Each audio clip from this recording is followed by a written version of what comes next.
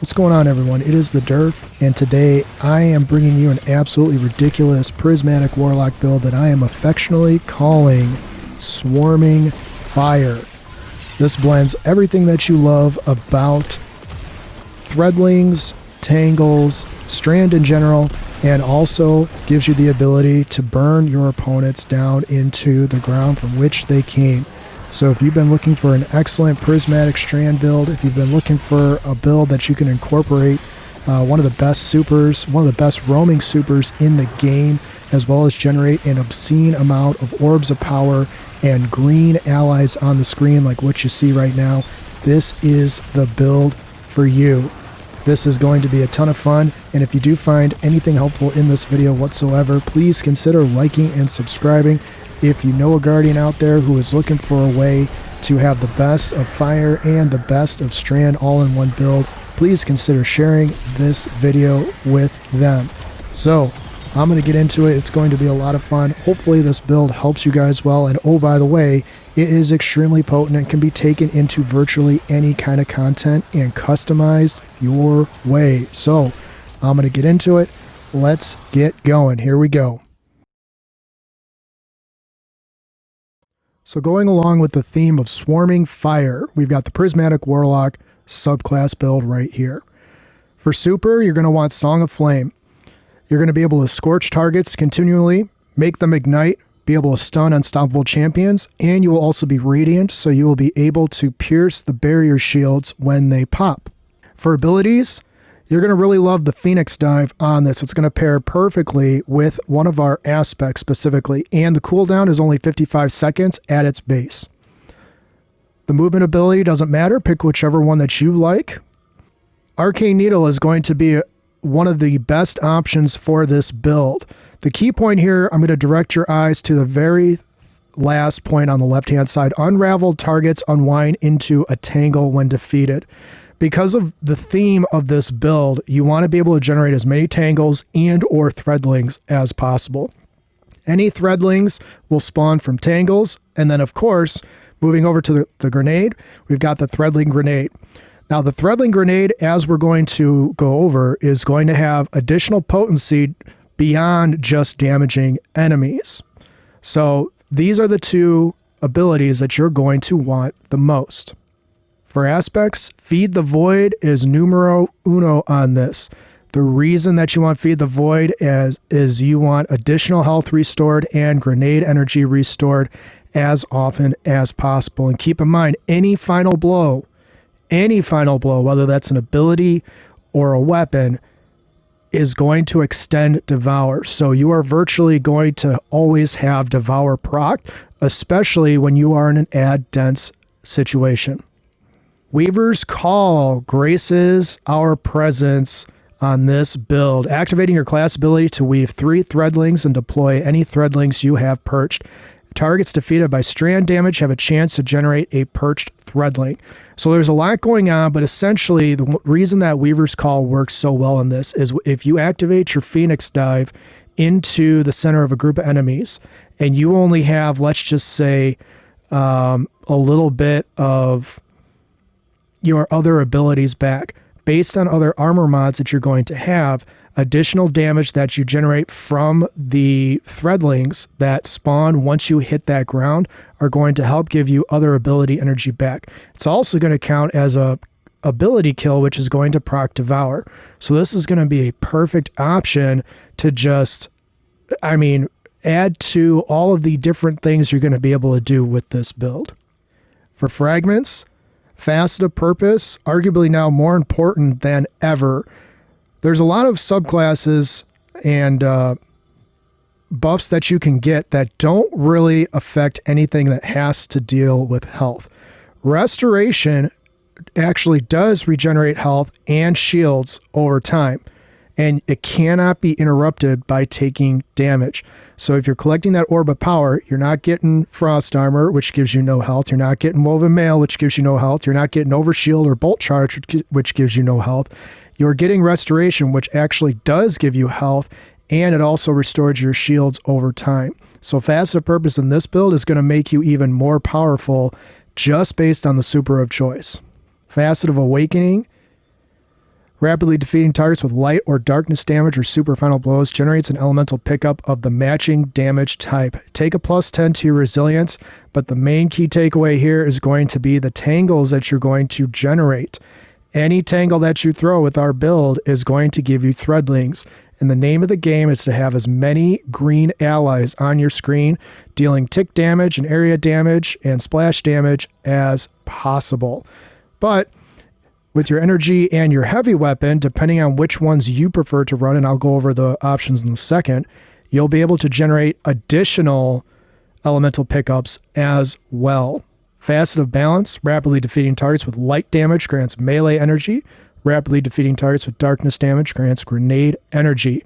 We want our Threadling grenade back as quickly and as often as possible. So because we're going to be running a light heavy super, the dark heavy energy we're going to be generating by our main weapon is going to balance this out very well.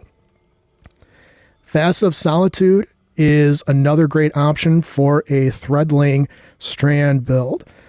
The key takeaway here is severed targets unwind into a tangle. So all you have to do is land a few precision hits, and amidst a severing blast, like I said, unwind into a tangle when defeated. And that tangle will eventually turn into threadlings. And that is the name of the game, is generating as many tangles and as many threadlings as possible.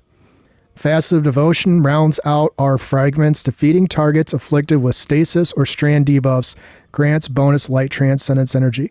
So you're going to be able to proc this with Facet of Solitude, as well as Arcane Needle, and your Threadling grenades. So you're going to be able to proc this with virtually every ability that you use and every weapon that you're using at the same time, if that makes sense.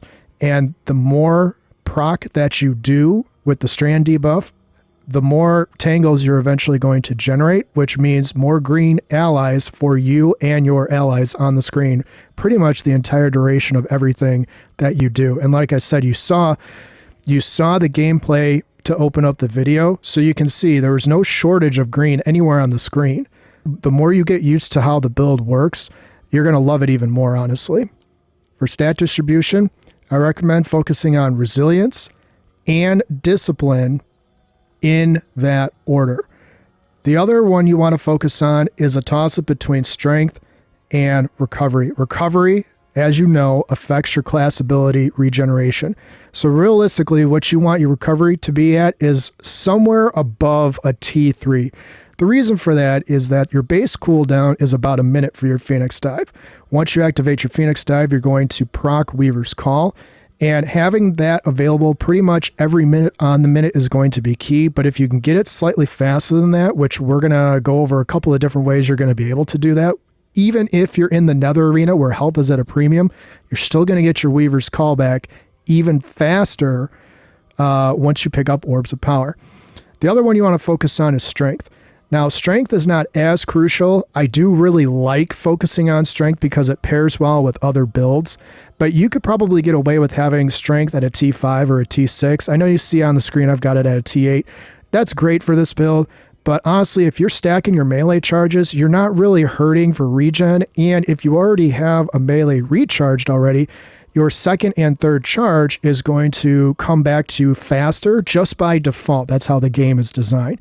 So you could probably take off a little bit of strength and maybe put it into recovery. I'd say your sweet spot, if you're going to run the build exactly how I have it, would probably be a T5 or a T6.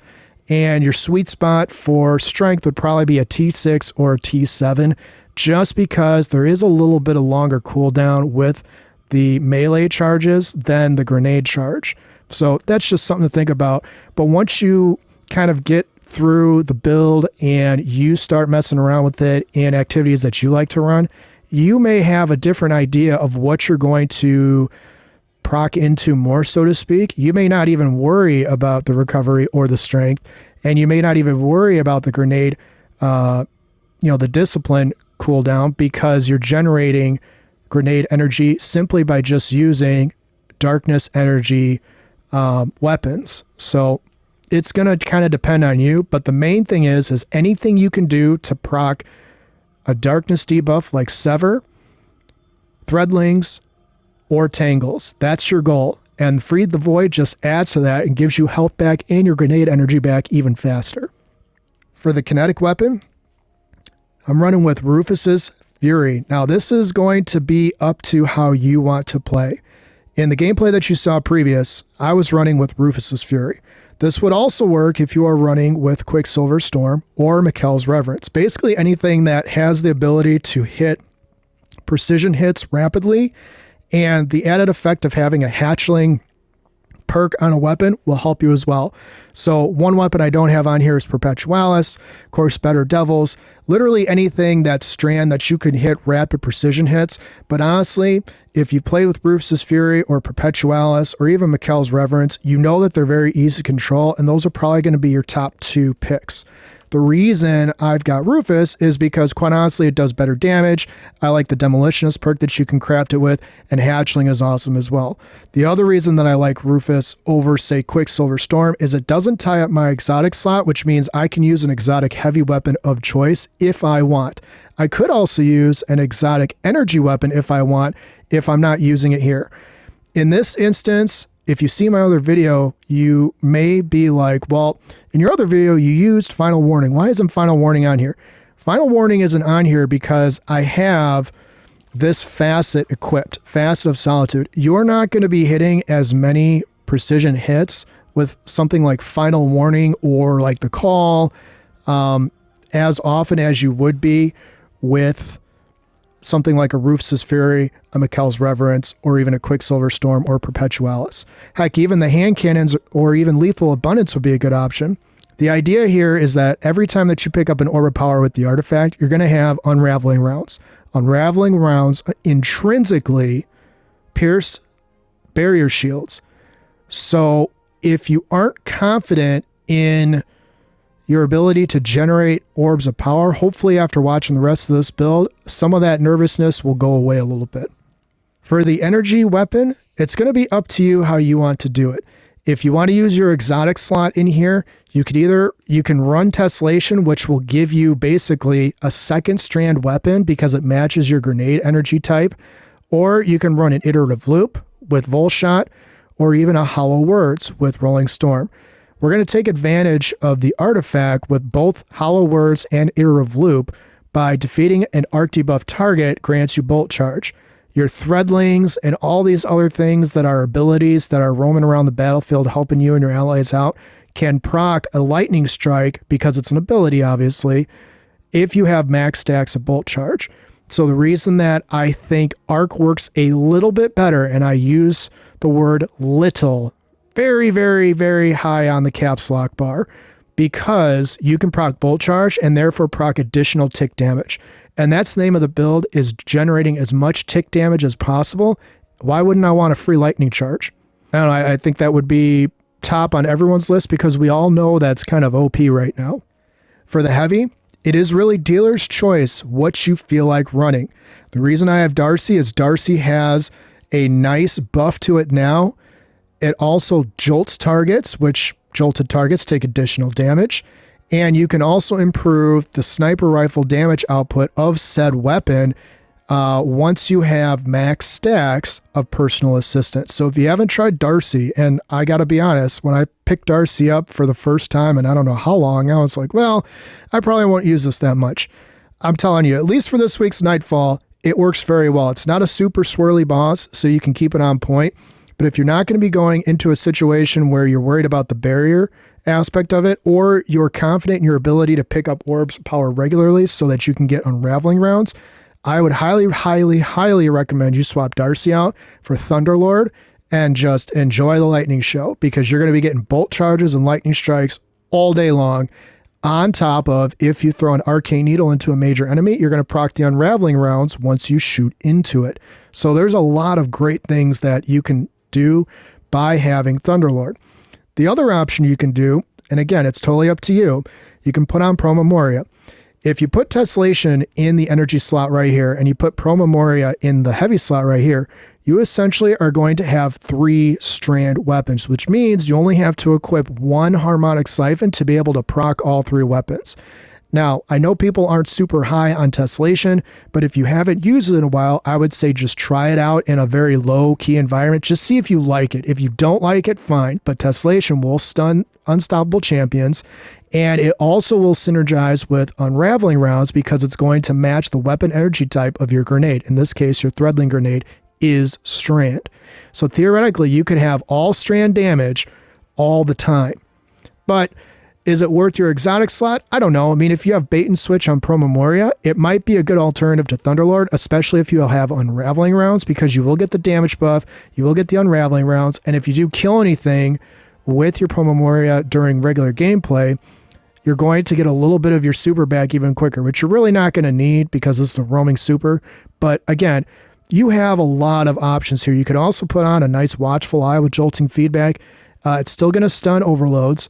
But the main takeaway here is Darcy can be fired from a distance, Thunderlord can proc Bolt Charge and do lightning strikes, and really these two right here are going to be what you have to decide the most. Do you want a sidearm? Do you want auto rifle? Do you want a fusion rifle? Or do you want tessellation, which again is a fusion rifle, but how do you want to approach what you want to approach? You could also put another sidearm here. You could put Indebted Kindness here if you want with Volshot. It really is up to you. This is going to be the weapon that you're maining, and you want something with Hatchling at a bare minimum. So not trying to go too fast for anyone out there. I know I just said a lot of stuff in a short amount of time. So if you need to, hit the rewind button and kind of go back and listen to the theory again, basically too long, didn't read. Have a strand weapon, and then pick which elements you want, either Void or Arc. I prefer Arc just because of the lightning strike possibility, but Void would be good too. Just make sure you modify your artifact.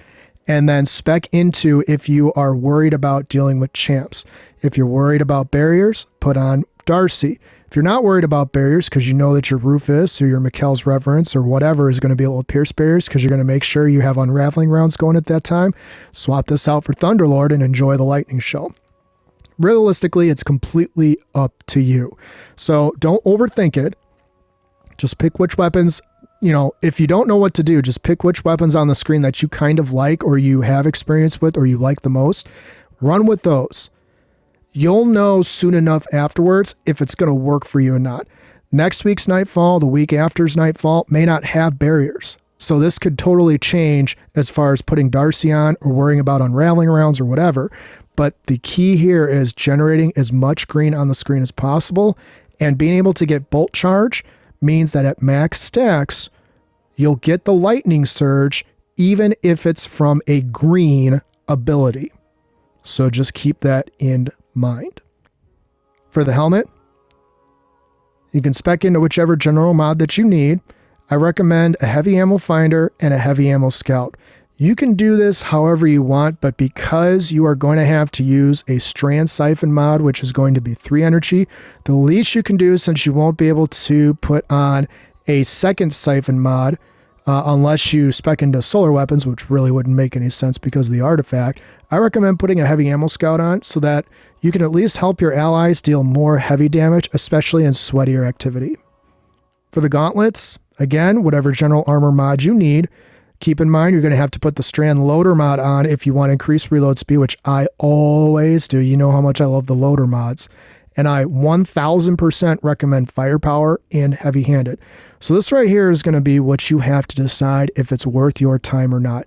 If it's not worth the 3 energy spot, you can drop it, put on whatever mod that you need, and then whatever you have left over, you can put on momentum transfer, focusing strike, pretty much anything that you can get back faster will be worth it because all of your abilities are going to be used virtually equally.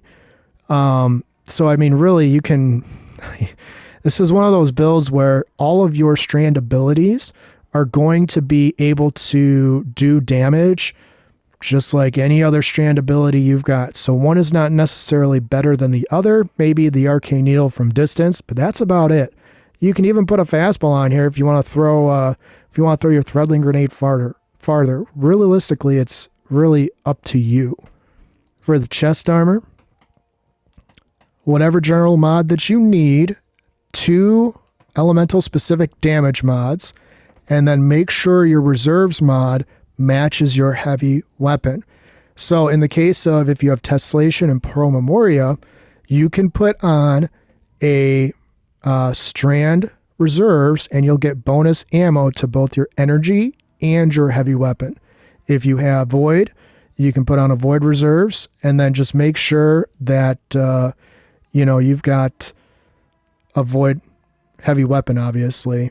But honestly, it's going to come down to Arc or Strand. Either one of those is probably going to be best for you, especially in this week's Nightfall. Now, again, next week might be different, but Arc is just too good to just not take a free lightning strike. Our exotic leg armor Swarmers.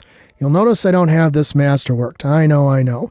I have run out of resources for leveling up exotic armor because there's just so many darn options because of the new artifact. I didn't think and you can only stack 30 Ascendant shards. So, I burned through those in basically no time because I wanted to re-roll some armor. But essentially what you want, put your strength mod on or whatever mod you need. I recommend Innervation, Invigoration, and Absolution. The reason I don't have a Recuperation on here is because Restoration grants you a small amount of health back in the Nether. So when you're in the Nether, you can double down on that and put a Recuperation on here. I'd probably put it on in place of Invigoration. So you'd have Absolution, Recuperation, and Innervation. But in regular play, Nightfall play, whatever kind of activity you find yourself in, you're not going to be hurting for recovery on your health. So you can run with these 3 mods. All of these, anytime you pick up an Orb of Power, is probably going to give you an ability back on Orb pickup. The intrinsic trait here, Swarmers. Destroying a tangle spawns a threadling. Your threadlings unravel targets that they damage. Unraveled targets become tangles once defeated. So basically it's just going to be a cycle of unraveling targets, spawning a tangle, throwing the tangle, getting a threadling, unraveling a target, killing the target, spawning a tangle over and over and over and over and over again. So the more threadlings and tangles that you can generate, the more tick damage you're going to generate, the more unraveling you're going to generate, the more orbs you're going to generate, the more strand and green allies you're going to generate. If you haven't messed around with Swarmers, they're 100% worth your effort to farm the resources to try to get a role that you want. You're going to want to max this out and then just start experimenting with it. I'm telling you, once you get used to a Swarmers, it's going to be better than getting an exotic class item with Spirit of Necrotic and Spirit of Swarmers, Spirit of the Swarm, because that second sentence, your threadlings unravel targets that they damage. They don't even have to kill them. They just have to damage them. So in higher end content, you still get the unravel debuff on any enemies that your threadlings damage. For the class item, spec into whichever armor mods that you need. I 1000% recommend Font of Restoration so that you can get your class ability back as fast as possible. You see I'm at a T4 right now. With 1 orb pickup, it's going to put me at 76. You get 35 points added to your recovery on orb pickup. If you get 2 orb pickups, you're essentially going to be at a T9. And 3 orb pickups will max you out at a T10. So get your class ability back as fast as possible so that you can activate your Weaver's Call and Phoenix Dive as often as possible. I also recommend putting on Bomber as well as Reaper. Once you get used to the gameplay loop, and again, I laugh when I say the word gameplay loop because you saw how it was going in that opening scene. There is not really a gameplay loop. You want to generate threadlings. So whatever abilities and weapons you want to use that can get that done the fastest, you're winning. So, but getting that orb of power after you use your class ability, since you're going to be using it so often, is going to be good because you're going to proc your Font of Restoration, you're going to proc unraveling rounds, and unraveling rounds, of course, are going to turn to tangles, which can turn threadlings. I mean, literally, this build with Swarmers is so insanely good. I won't call it the meta-ist of builds, but the ability to generate so many additional allies on the battlefield even with Arc and even with Scorch and even with Void, Strand is still in a league of its own. For the artifact, you'll notice that I've got 4 selections in the front row here. Unstoppable Fusion, Overload Machine Guns, Piercing Sidearms, Anti-Barrier Sniper Rifle. The reason I have 4 of these selected is just to show you that realistically, once you decide how you want to equip your class, you can take off whichever one that you aren't going to be using and move that over here to the 5th row. So I'll get to the 5th row in a second, or 5th column, sorry. First up, overclock and load. While you are amplified or have bolt charge, arc weapons gain increased handling and reload speed. Yet another reason why you want to have arc weapons. Unraveling orbs. This one goes without saying. Get your orbs of power, get your unraveling rounds, and proc those threadlings and tangles. Hold the line while surrounded. Machine guns and glaives gain increased reload speed and stability. Final blows heal you. A reason here why you would want to have Thunderlord and or Pro Memoria. Dielectric. Defeating arc debuff targets grants bolt charge. This is why I have Iterative Loop in here, and this is also why I have Darcy. Darcy can jolt, and Iterative Loop can run with full shot. So if you kill 2 enemies back to back with your Iterative Loop and you proc full shot, that's an arc debuff. So you get a stack of bolt charge. You can go back to throwing your grenade or your melee or whatever and keep adding stacks of bolt charge because you are able to increase it with any ability kill. King's Vestige. Defeating powerful Taken. Load your weapon with the Taken energy the next time you fire. Launch 3 Taken Seeker rounds that disrupt and exhaust targets. This one I'm only keeping on here because I do find myself in the Nether arena so often, but you can decide if you really want that on here or not. You can also put on Photonic Flare if you're going to be running with a fire team and you know that you're going to be severing and exhausting targets regularly. You can proc the Blinding Burst, but it's really not necessary since you're maining the Strand weapon as your main ad clear. For the 4th column, Flashover. When you gain maximum bolt charge, you also become amplified. Lightning bolts deal more damage. When you're amplified, you are harder to hit, and you will be getting amplified quite often once you get the max stacks of bolt charge. Horde Shuttle. Damaging unraveled targets with a weapon occasionally spawns a threadling. I'll take the random chance that an extra threadling is going to spawn because in the event the extra threadling spawns and it hits an enemy, that enemy is going to, you guessed it, unravel.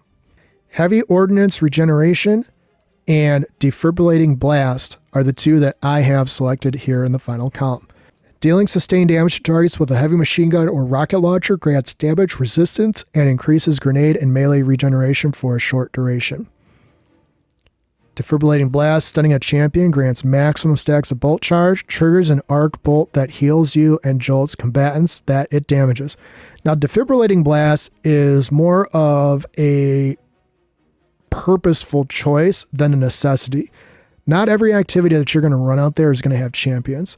Because I'm running so many Nightfalls, because I'm trying to rebuild my resources and all that, I'm going to be seeing champions all the time. So as someone who's spamming an activity that's going to be seeing champions and higher end difficult opponents, I want to be able to have a chance to get max stacks of bolt charge virtually at any point when I see a champion, because that'll make me amplified, on top of that with Flashover. So just something to think about. These 2 go hand in hand. And the only reason why I have Heavy Ordnance Regeneration is because typically speaking, I prefer to run with Thunderlord. So when I do that, I can get additional melee and grenade energy back. So that is the whole build. There's really a lot to, pun intended, unravel with how this build is set up. You got to decide what you want your main ad clear weapon to be. You got to decide if you want to spec into a sniper rifle or a machine gun for your heavy weapon, or if you want to put Tessellation on in your energy slot. Tessellation does hit like a truck, okay? So if you don't know that, now you do. So it's not a waste of an exotic. But if you're not going to see unstoppable champions, I mean, literally, you can put on Lodestar, you can put on whatever you want arc-wise, and get it done. And then obviously you're going to have to decide if you're going to run the machine gun or the sniper rifle. So what I'm going to do right now is I'm going to take this build into altars as more of a low-key demonstration of how this is going to function in a less sweaty environment than, say, a Master Nightfall or whatever at higher end. So as you can see, I just spawned in. I'm going to start right now, bust out the Thunderlord here on this Nightmare. You can see I've already got multiple stacks of Bolt Charge. I've got Unraveling rounds procced. I've got a Tangle procced, and I've already got multiple Perched Threadlings on top. So already you can see I'm just doing a ton of damage, which is helping my super regenerate faster, as well as potentially get me amplified as quickly as possible. Now I'm not really going to be playing extra, sweaty in this. I'm just going to kind of sit back and let my abilities do their thing as well as my weapons. And you can see I'm getting those lightning strikes. I'm getting, bolt charges. I'm getting all my ability energies back faster. And I'm also doing a ton of damage with literally just Rufus's Fury. So you could use Mikkel's Reverence, Quicksilver Storm, Lethal Abundance. I've already got full Transcendence, and all that's going to do is help get me my ability energy back faster as well. I pretty much had Devour proc this entire time, but because I've got so many buffs going on in the left-hand side of the screen, you don't see it as often as some of the other ones that are constantly cycling in and out. So that is the build in a nutshell. Again, I'm not doing anything that any of you can't do. This is just firing your weapon, using your abilities intermittently, and just letting the class do its thing. And to round it out, here's the Solar Super. You'll notice that if I have bolt charges, or if I have a max stack of bolt charge, although I couldn't proc it there, you will also be able to proc your lightning strike from Final Blows with Song of Flame, although that is more rare than anything because you have to have max stacks when you pop it to begin with. So if you did find anything helpful in this video, please consider liking and subscribing. If you know a Warlock out there who loves Strand, who wants to just absolutely wreck the battlefield in virtually endless ways with green allies, please consider sharing this video with them as well. As always, I want to thank you guys for all the positive vibes and good feedback. I'm hoping this build finds you well. So until next time, I will see you guys later. Be safe out there. I got a lot more coming, so take care.